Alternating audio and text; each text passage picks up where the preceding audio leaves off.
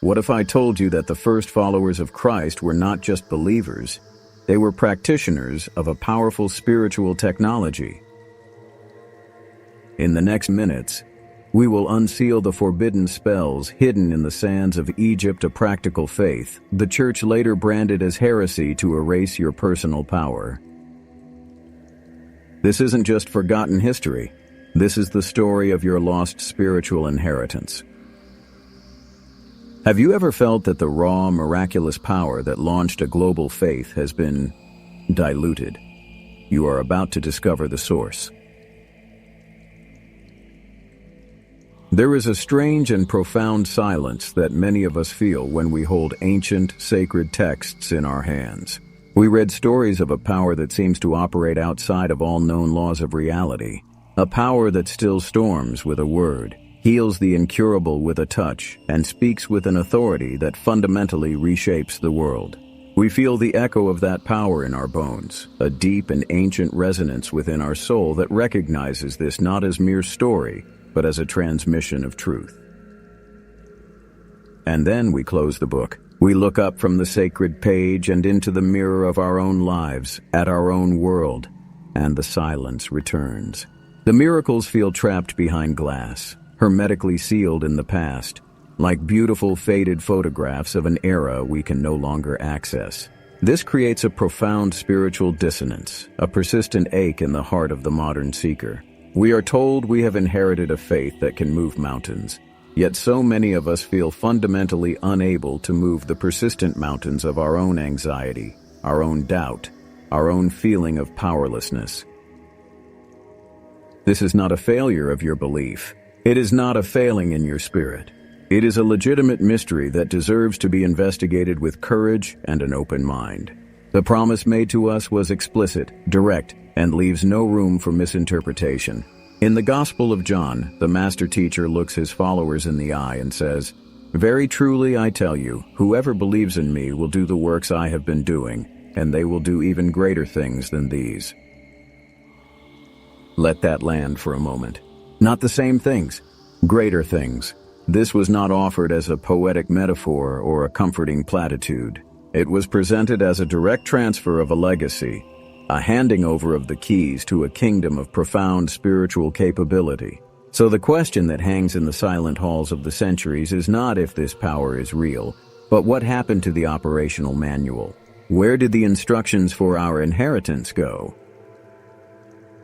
What we are dealing with is not simply a loss, but an induced state of spiritual amnesia.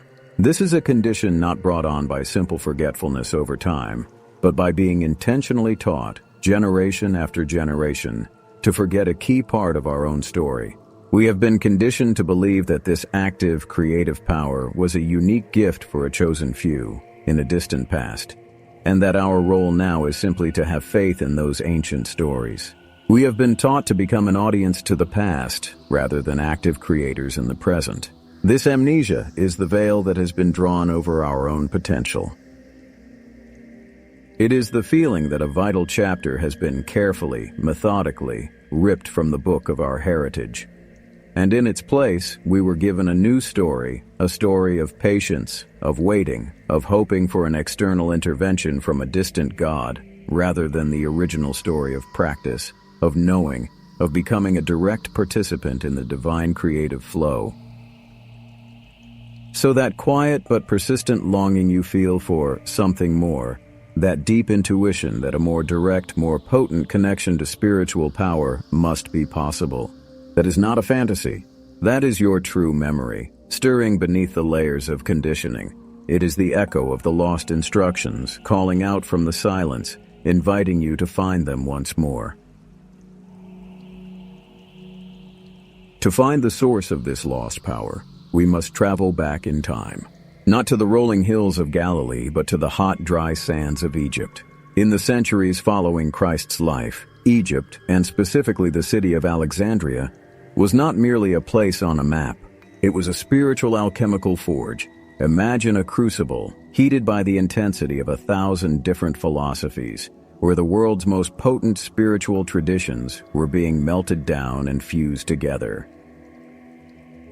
Into this forge was poured the ancient primordial wisdom of the Egyptian priests, the keepers of mysteries that were old when the pyramids were new. Poured in alongside it was the deep covenantal mysticism of the Hebrews, with their lore of angels, demons, and the secret names of God. Then came the logical precision of Greek philosophy and the esoteric mathematics of the Pythagoreans. And finally, into this incandescent mixture, a new and electrifying element was added: the explosive, consciousness-altering current of the Christ revelation.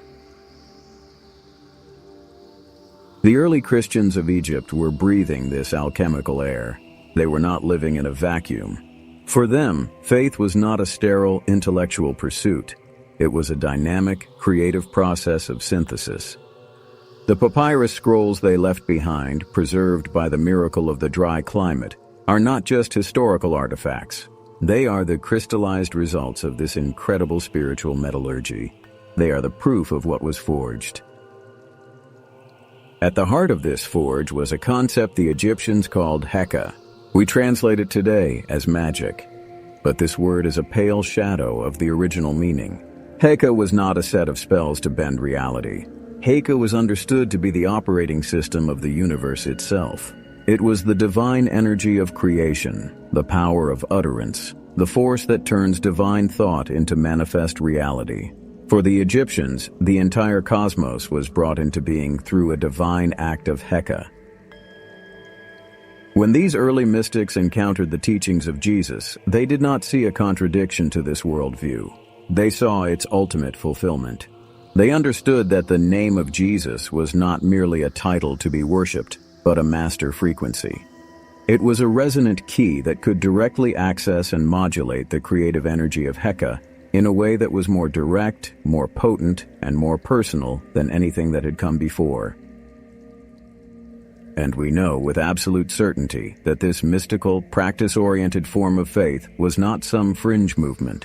In 1945, near a town in Upper Egypt called Nag Hammadi, a local farmer unearthed a sealed clay jar. Inside was a library of texts that had been buried for 1,600 years. These texts, like the Gospel of Thomas and the Gospel of Truth, revealed a completely different stream of Christianity, one focused not on blind faith in a creed, but on gnosis, direct, personal, experiential knowledge of the divine. The fact that this library was deliberately buried tells us a profound truth. Its very existence was a threat to the version of Christianity that was beginning to consolidate its power.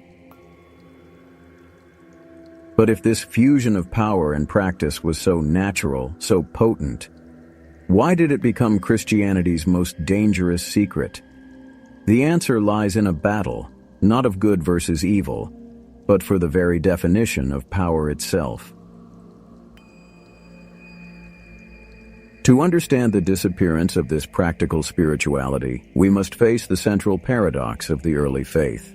The figure at its heart, Jesus of Nazareth, was a master practitioner of what could only be described as the highest form of magic. Think of the acts attributed to him: healing from a distance, which implies a knowledge of non-local reality; exorcising so-called demons, which is a mastery over unseen forces and the human psyche; manipulating the weather, transmuting water into wine, multiplying food. These are not just acts of kindness. They are acts of profound metaphysical skill. They are demonstrations of a consciousness that understands and can directly influence the fabric of reality. The problem for the early church was not that Jesus performed these acts. The problem was that others could too. In the ancient world, the lines we draw today were blurred.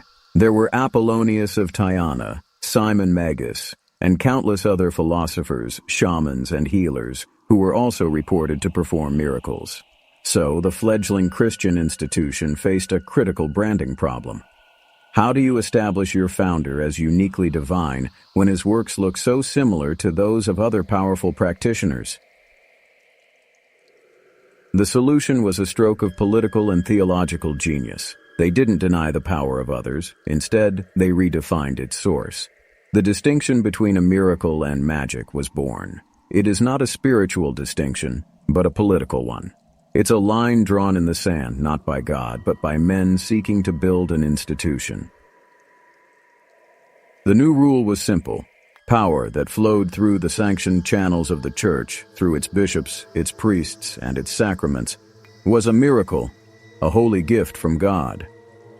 But power that was accessed directly by an individual, by anyone outside that official structure, using their own knowledge and their own connection to the divine, that was branded as maleficium, a dangerous demonic art, a heresy. Here, we see the psychological principle of gatekeeping in its most potent form. A gatekeeper is one who controls access to a resource. By becoming the sole sanctioned gatekeeper of divine power, the church hierarchy didn't just offer salvation, it consolidated immense worldly authority. Your personal direct access to the source was now seen as a threat to this organized system. Your spiritual sovereignty was an existential risk to their control. And so, the practices of the early believers, the amulets, the incantations, the direct appeals to the divine for tangible results, had to be suppressed. They had to be driven underground, relabeled as demonic, and erased from the official story. This process was massively accelerated by a single historical event: the conversion of the Roman Emperor Constantine in the 4th century. When Christianity transitioned from a persecuted cult to the official religion of the most powerful empire on earth, it needed to change. An empire cannot be run on personal mysticism and decentralized power. It requires uniformity, a clear hierarchy, and a single enforceable doctrine. The rich, wild, diverse garden of early Christian belief and practice had to be paved over and replaced with the rigid architecture of a state religion. The Council of Nicaea, convened by Constantine, was less a theological debate and more a board meeting to unify the brand. Gnostic gospels were excluded. Mystical practices were condemned. The individual practitioner was replaced by the passive congregation. The goal was no longer to teach you how to access the power yourself, but to convince you that you needed the institution to access it for you. So, how did this spiritual technology actually work before it was controlled and condemned? What were these artifacts of power that the everyday believers were using in their daily lives? To answer that, we must look at the evidence they left behind. When we peel back the layers of dogma and accusation and look directly at the artifacts these early believers left behind, we do not find demonic pacts or dark rituals. We find an intensely practical, heartfelt, and powerful spirituality designed for the challenges of everyday life. We find instruments of faith. Imagine an ordinary person, a mother whose child is struck by a fever. The official church might offer prayers for the soul, but she needs a miracle for the body right now. So she seeks out a practitioner who creates an amulet for her. This is not a piece of jewelry. It is a carefully constructed instrument of spiritual technology. A small piece of papyrus is taken, and on it, verses from the Gospel of Matthew describing Jesus' healings are meticulously written. But they are not just written as a block of text. The words are arranged in the physical shape of a cross or in patterns that radiate outwards from the center. The papyrus is then folded in a specific way, tied with a clean linen thread, and placed on the body of the child. Let us be very clear about what is happening here. This mother does not believe the paper and ink have power. She understands the principle of sympathy, the law of correspondence. The papyrus is an instrument of tuning. It is a physical object designed to anchor and focus the immense power of her faith, her intention, and her love into a single, coherent point of healing energy. It takes the abstract concept of faith and makes it tangible, wearable, and active. This is a profound form of what modern psychology calls embodied cognition. Our minds do not think in a vacuum. They think with and through our bodies and the tools we use. An architect designs a better building with a pencil and paper than by just thinking about it. A musician composes a more beautiful symphony with an instrument in hand. In the same way, the early Christian mystic understood that faith becomes more potent when it is embodied in a physical instrument. The amulet doesn't do the healing, it allows the practitioner's focused consciousness to do the healing more effectively. We see this same principle applied for spiritual protection. Papyri have been found containing the entirety of Psalm 91, a powerful fortress of biblical verse promising divine protection. These were not just read, they were worn. They were placed above doorways. Why this particular psalm? Because these mystics understood its vibrational power. And this practice is ancient. We know this because among the Dead Sea Scrolls, which predate Jesus by more than a century, archaeologists found fragments of psalms that were clearly being used in exorcism rituals by the Jewish Essene community. This is a critical link. It proves that the idea of using sacred scripture not just as a book to be read, but as an active, energetic shield of power, was a technology that Jesus' first followers inherited and then amplified with the power of his name and teachings. They weren't inventing a new heresy. They were continuing an ancient sacred tradition. They were using the tools they had, holy words, focused intention, and consecrated objects to build a sanctuary of light around themselves and their loved ones in a harsh and uncertain world. But these instruments were not tuned only to the frequencies of light and healing. The first believers were deeply, passionately human, and they were not afraid to bring their entire human experience, their love, their pain, and even their rage to the altar of spiritual power. To truly grasp the worldview of the early believers, we must be willing to walk with them into the shadows of the human heart. We must explore the areas of their practice that our modern sensibilities might find uncomfortable, because it is in these shadows that we find an astonishingly integrated and robust spirituality. When we examine their spells for love and their curses for harm, we are not looking at what later dogma would brand as black magic. We are looking at a spirituality that refused to be sterile, a faith that refused to be passive in the face of life's raw and often brutal realities. In the fragile papyri, we find spells of erotic binding, complex and potent rituals designed to draw a specific person to another. From our contemporary ethical standpoint, this can seem manipulative, a clear violation of another's free will. But we must try to see through their eyes. In a world where marriages were often contracts and personal agency, especially for women, was severely limited, this may have been seen as a desperate prayer of the heart, given form, focus, and energy. It was a refusal to simply accept a fate of loneliness or unrequited longing. It was an active attempt to engage with the divine currents of attraction and relationship, to plead one's case not just to the heavens in passive hope, but within the very energetic fabric of reality itself. Even more challenging to our modern minds are the curses. Archaeologists have unearthed human bones, often ribs, inscribed with petitions for divine retribution against a named enemy. One such artifact, a literal human rib, calls for the target to be afflicted with the same divine wrath that fell upon Sodom and Gomorrah. This is undeniably jarring. But before we recoil and label it as primitive evil, we must do the work of empathy and understand their world. The vast majority of early Christians were not Roman citizens of high standing. They were the poor, the disenfranchised, the enslaved. They lived daily under the heel of a brutal and often arbitrary power structure. They had no legal recourse, no court that would hear their case when they were cheated by a powerful merchant, abused by a master, or wronged by a corrupt official.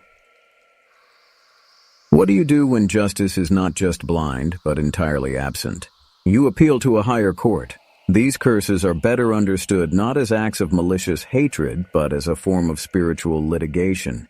They were the last resort for the powerless, a final desperate attempt to invoke divine justice in a world that offered them none. This aligns perfectly with the psychological concept of righteous aggression. When a deep and profound injustice is suffered, a healthy human psyche demands that balance be restored. These curses were a powerful form of psychological and spiritual catharsis, a way to channel righteous anger and profound pain into a sacred vessel. Instead of allowing that corrosive energy to fester into bitterness or destructive rage, they surrendered it to a divine force, trusting that a higher justice would prevail. And once again, this practice did not emerge from a spiritual vacuum. The entire Greco-Roman world was filled with what archaeologists call deficciones, or curse tablets. These were thin sheets of lead inscribed with intricate curses against a rival in business, an opponent in the sports arena, or a competitor in love. These tablets were then folded, pierced with a nail, and deposited in a place believed to be close to the underworld, like a well or a grave. The early Christians simply took this well-established cultural technology and repurposed it. They adapted the medium, but changed the power source. They replaced the names of Hecate, Hermes, and other chthonic deities with the authority of the archangels, the power of the saints, and the overwhelming ultimate authority of the name of Christ. This was a direct, unflinching, and fully integrated spirituality. It did not ask its followers to pretend they didn't have a shadow. It did not demand that they suppress their most difficult and painful human emotions. It invited them to bring their entire being, their light and their dark, their sacred passions and their righteous pain into direct, honest relationship with the divine. But beyond the turbulent realms of matter and human emotion, these mystics were reaching for something even more fundamental. They were seeking the code that underlies the very structure of reality. They were seeking the power to create, not with clay or bone, but with the word itself. All the practices we have examined, the instruments of healing, the shields of protection, the raw cries for love and justice, are like rivers flowing from a single massive source. To find that source, we must look at what is perhaps the most unusual, and therefore the most revealing spell in the entire collection. It is a complex ritual invoking archangels, the powers of the zodiac, and King David himself. And its goal? To be granted a good singing voice. On the surface, it seems almost trivial, but hidden within this spell is an image of such breathtaking mystical power that it unlocks the entire system. The practitioner is instructed to invoke the power of the 7 holy vowels of the Greek alphabet, which, the text claims, are tattooed across the very chest of the Father Almighty. Pause and receive that image. This is not a casual metaphor. This is a transmission of a core secret. Why would the fundamental nature of God be described as a series of vibrational sounds? Why would the source of all creation bear a tattoo of the basic building blocks of speech? Because this spell is not about becoming a better singer. It is about learning to use the human voice as an instrument of creation itself. It is about the Logos. The Gospel of John opens with one of the most profound statements ever written. In the beginning was the Word, the Logos, and the Logos was with God, and the Logos was God. The early mystics understood that the Logos was not just a word, as in a label or a name. The Logos is the divine operating system of reality. It is the engine of creation. It is the intricate pattern of vibration and frequency that underlies and sustains all of manifest existence. They understood that to speak a word is to send a vibration, a command, into the fabric of the cosmos. And in that instant, everything we have seen clicks into place. The healing amulets, the protective psalms, the curses written on bone, they were not passive prayers or hopeful wishes sent to a distant deity. They were decrees. They were active, focused, intentional uses of the Logos. The practitioner was not asking for healing. They were using the inscribed words of a gospel to superimpose a pattern of divine health onto a pattern of sickness. The person wearing the psalm was not hoping for protection. They were building a fortress of resonant, divine frequency around themselves. All these practices were based on a single, unified principle, that focused consciousness, when combined with sacred words, names, and symbols, can act as a kind of source code to program reality. They believed the universe was not a fixed, solid thing, but a fluid, responsive field of information that could be influenced. Their spells were the programming language they were developing to interact with that field. This is the great revelation that was suppressed. The promise that Jesus made that we would do greater works was not a poetic platitude. It was a lesson in spiritual physics. He was not just a savior to be worshipped from afar. He was a master physicist of consciousness, demonstrating a set of universal laws about the nature of reality and our creative power within it. He was showing us how the engine works. and the early believers, in their Alchemical Forge in Egypt, were the first students in this new revolutionary science of the spirit. They were not corrupting the faith with paganism. They were engineers, taking the radical new principles demonstrated by the master and using every tool available to them, from the wisdom of the Egyptians to the psalms of their ancestors, to try and work the equations. They were not just believers. They were trying to become operators. The knowledge of the Logos is a key, but a key is useless until it is placed in a lock and turned. A spiritual principle, no matter how profound, remains an abstraction until it is embodied through practice. The true way to honor this recovered inheritance is not to slavishly replicate a spell from a 2,000-year-old papyrus, but to understand the universal principles behind it and to reactivate them with intention, using the very tools and sacraments that they themselves held sacred. Therefore, we will now engage in a practice to do just that.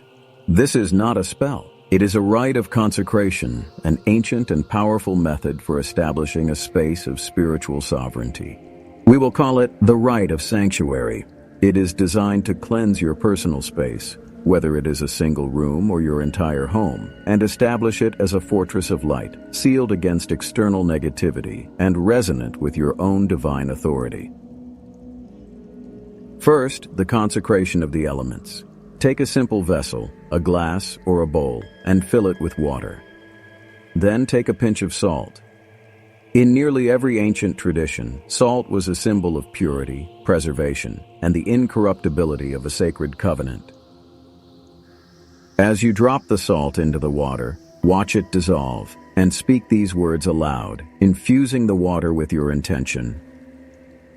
As salt of the earth and water of life, I consecrate this element in the name of the divine.